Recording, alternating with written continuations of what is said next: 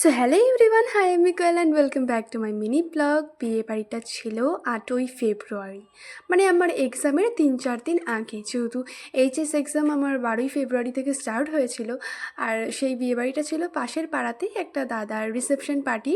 আসলে তারপরেই তো আমার এক্সাম স্টার্ট হয়ে গেছিলো, আর আমি খুব ব্যস্ত ছিলাম, বোঝোই তো। সেই জন্য আর মানে তোমার ভিডিওটা এডিট করে দেওয়া হয়নি। আর মা ইদানিং একটু মোটা হয়ে গেছে, আর আমি তো ভীষণই রোগা, সেই জন্যই হাসি ঠাট্টা করতে করতে রেডি হচ্ছিলাম।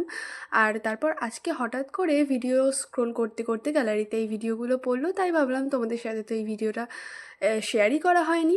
সো তারপর আমরা পুরোপুরি রেডি হয়ে কানের কনফিউশন হওয়ায় মাকে জিজ্ঞেস করে ফাইনালি চলে যাই বিয়ে বাড়িতে। তারপর এটা হচ্ছে নতুন বউ, আর এটা মানে ভালোই ডেকোরেশন করেছিল।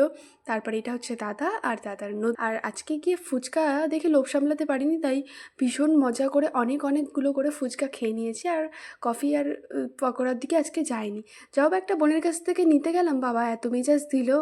যাই হোক, তারপর একটু বাইরে গেটটা দেখতে গেছিলাম, সেটা দেখে ভেতরে ঢুকে আমার বান্ধবী এসেছে ফুচকা খেতে। আর ও তো ফুচকা খেতে ভীষণ ভালোবাসে, একাই মনে হয় অর্ধেক গাড়ির ফুচকা ওই শেষ করে দিয়েছিল। আর সে কি লজ্জা! যাই হোক, তারপর আমরা ছবি টবি তুলে কিছুক্ষণ ওয়েট করে আমরা চলে যাই মেন কোর্স খেতে, নাহলে লাইন দাঁড়িয়ে খেতে হতে পারে, কারণ অনেক রকম মানুষ আছে। যাই হোক, মেনুতে অনেক কিছু ছিল, কিন্তু কী জানি সেই দিন আমি প্রায় নিরামিষভোজী হয়ে গিয়েছিলাম, মাছ মাংস খেতে ইচ্ছা করছিল না। যাই হোক, ডিমের টেবিল, সস, স্যালাড দিয়ে রাধা পল্লবী চানা মশলা খেয়ে, তারপর এই ভেজ ডাল, একটু লেবু চিপে ঝুরি আলু ভাজা দিয়ে বেশ ভালো ভাত খেয়েছিলাম। যখন থেকে মাছটা পাতে পড়েছিল না, আমি আর খেতেই পাচ্ছিলাম না। যাই হোক, রাইসটা এই শুধু শুধু খেয়ে চিকেনটা নিয়ে নিই, তারপর মিষ্টি ফিষ্টিগুলো একটু স্কিপ করেছিলাম। যাই হোক, লাস্ট ছিল আইসক্রিম। সো ভিডিওটা আজকের মতো এইটুকুই।